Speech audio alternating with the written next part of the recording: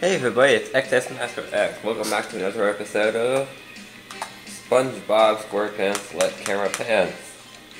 Now, as you know, I wasn't too sure. Squeaky chair. I wasn't too sure if I was going to continue this game, but I decided, yes, I am. Because why not? It'll probably be uploaded every other Saturday.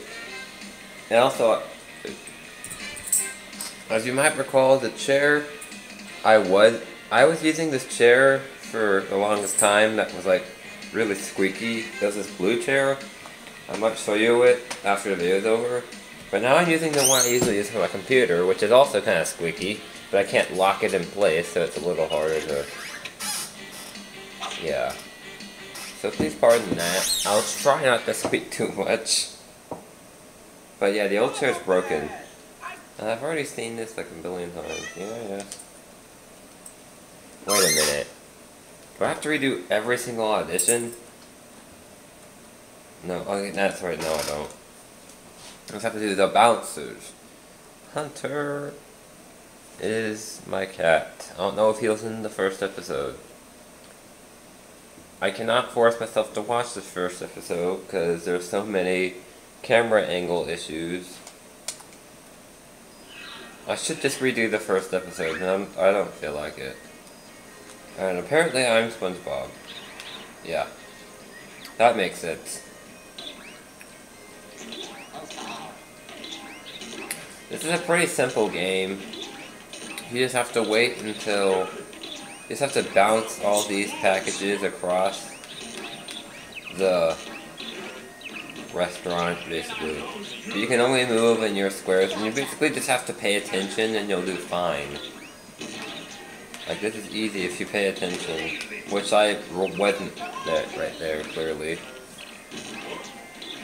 So I'm making sure I don't run over my cat's chair, because this is kind of my cat's chair. My cat's tail with this chair, because it has wheels on it. I'm kind of out of it today. Anyway. So if you see a package with your color on it, then you need to go get to the space it's going to land in so that it won't die. Alright, great. I don't know how the CPUs have managed to screw this up. Yeah, it's fun. And now we swap places. It's not that big of a difference, but there is a different pattern to it every time. No, SpongeBob, that wasn't a close call. Shut up. I think this is the one where it's just these two over and over again. This is a pretty easy minigame if you actually pay attention. And then I gotta like immediately miss every single one. And it's not... So I just talked about the salad bar. That you only see the salad bar in certain episodes. It's one of those weird things about the Krusty Krab. I don't know, the show really is pretty inconsistent about everything. So, like, about how much SpongeBob's pay is. Like, in one episode he said it was like less than a nickel. But then how would he... It's not explained how he had the house to begin with. This part's kind of funky. Because he has like a house and he's in driver's ed and everything. But he acts like a little kid, so it's kind of hard to tell. And he has a job. So it's hard to tell if he's a really silly adult or if this is like a world where kids can do anything. Same thing for Patrick, except Patrick, I'm pretty sure, doesn't drive. Actually, he did, actually. In one episode, he got, like, a car. And also, there's the no free napkins policy, which I'm pretty sure if there was an actual restaurant that charged for napkins, no one would go to it. So I don't know what the heck Mr. Krabs is thinking. Like, he's not...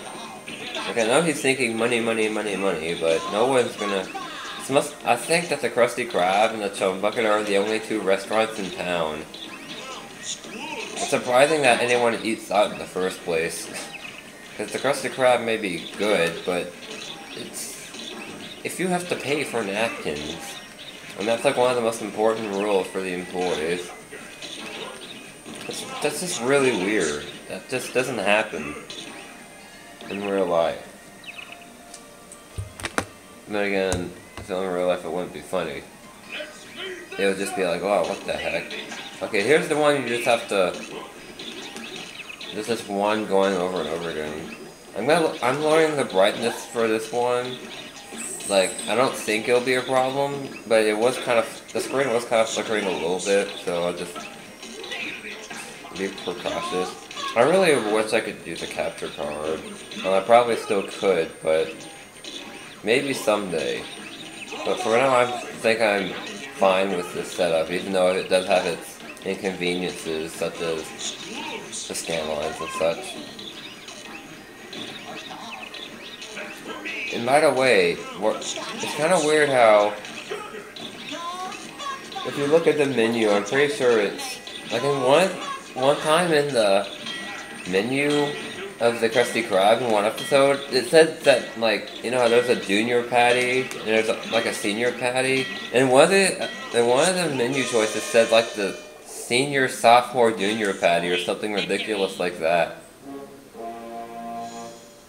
For some reason, the song that plays whenever it's a tie scared the crap out of me when I was a little kid, even though it's just dun dun, and it's not even that scary, I guess. So when it's a tie, you will die. They have to go to a tiebreaker, and I really hate this because, I mean, it doesn't really matter at the end of the day, so, whatever. But yeah, you have to play rock, paper, scissors. And there's no way to consistently win this. You just have to hope that the AI is an idiot. When my practice run, I had to do this too. But I won, luckily. So let's see how this works out. 3, 2, 1. At the end of the day, we still get the same amount of points. It doesn't really matter. Off. Ooh. Why would he... A lot of people, for some reason, just use rock over and over again at the beginning. And that's like the only strategy. That's why I'm trying to... Why did he use paper twice in a row? That's stupid. Alright, whatever. I still get the same amount of points, so it doesn't really matter.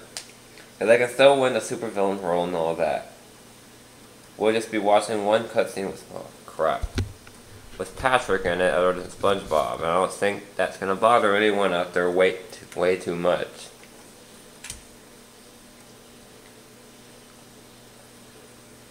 And now we get to watch a cutscene. It'll be super fun. Bubble Bash, how did the waiter trials go? As I suspected, they were all terrible. This was a complete and utter waste of my valuable time. Just tell me who the winner is. Patrick Star was the best of the worst. Barely tolerable, but he's the winner. Great. Nice work, Bubble Bash. Send a car for Mr. Star. He's on set in 5 minutes. So yeah, Bubble Bass has pretty high expectations. I was just like, oh, they're all terrible. Yeah. What the heck happened to this thing? Ugh. There's syrup all over it. Talking about like my controller. The Krusty Krab, home of the world-famous Krabby Patty. And today, it is... Hey, buddy! I'm narrating this scene! Pardon? Ooh, sorry. My mistake. Please, carry on. Thank you.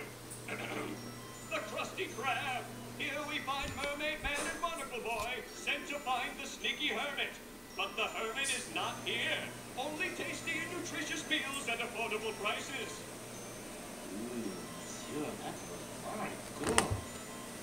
Why, thank you. I have had some training, and hey, is this thing still on? The barnacles. Oh, come on, Mermaid Man. That shady character at the beach obviously sent us on a wild goose chase. Don't be silly, son. There are no wild geese here. We're at the bottom of the ocean. Waiter. Oh, jeez. Ah, yeah. A little more pepper, please. Sure do love it. Got it. A little more. More. A little more, thanks.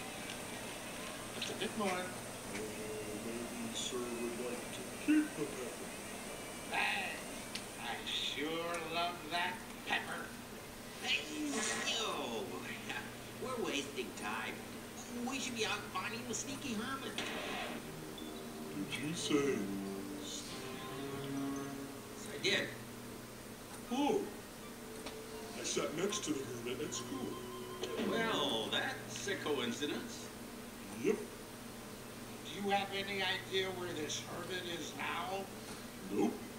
Well, have you seen anything suspicious? Yep.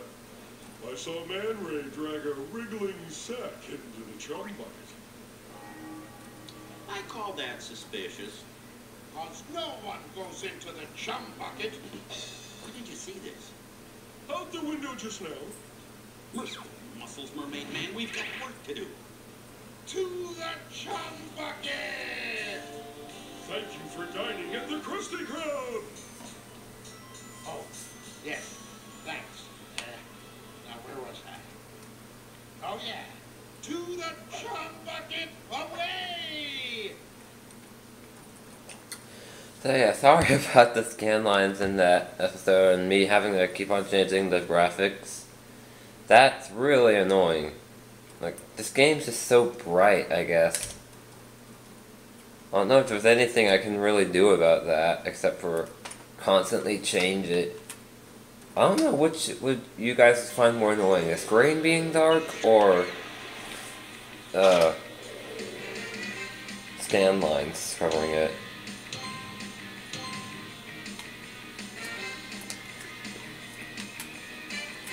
And now we go to the next spot. Larry, how's the lifeguard business treating you? You know, surf, sand, and sun. The usual. Super! So, what tryouts do you have planned for our contestants? Well, Gil, I have 3 beach activities that should test whether they have the right stuff. Great! Let's see if they sing. Or swim. Good one, Gil. Okay, I'll be waiting. Let the games begin! And may the odds be ever in your favor.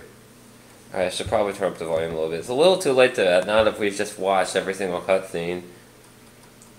Yeah, I guess we'll do the first I'll do the first audition in this episode. This is a pretty fun one, but it's also kind of drags on. Because I do have enough time to, and why not? So now we're on Goo Lagoon. I'm not sure how this is beach related, but oh well. You basically press the X button to kind of go up in the air. And you don't want to hit the nets, but you want to pass through each of them first, so you can get the most points. Goo Lagoon has always been something of a really weird place, because it's a beach underwater. You can't explain that. Shows a picture of Bill O'Reilly. But yeah, I don't know what the heck is in Goo Lagoon. It's possible it actually is just goo. Like, I don't know much about marine biology. So I couldn't, like, give any theories about what it is. If someone would like to specify, I'd be glad. Is there anything like beach scientists out there?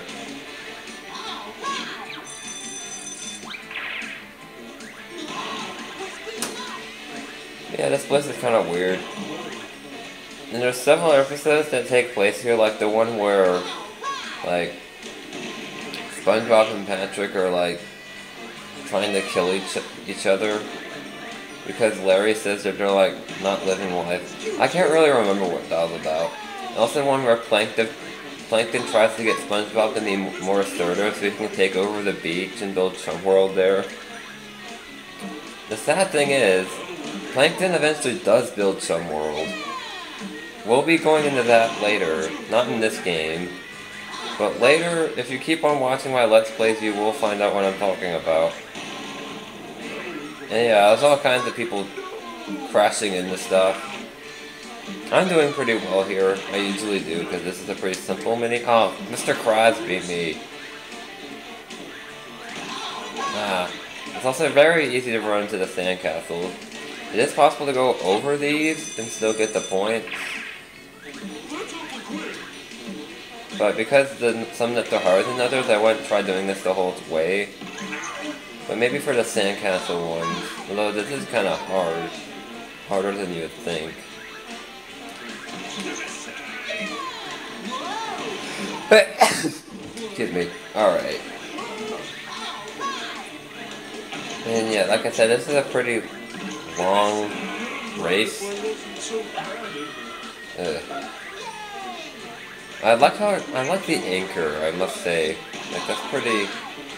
I don't know how the anchor got, like, chopped off a boat, but I'm sure we found some way to make that happen. Go through the net, SpongeBob. Okay. It's funny how Patrick won that last audition just because he was on a team with me every single time. Even though he's supposed to be the stupidest AI. Just because he happened to get lucky at rock, paper, scissors. And now you can see the little, like, cartoon people.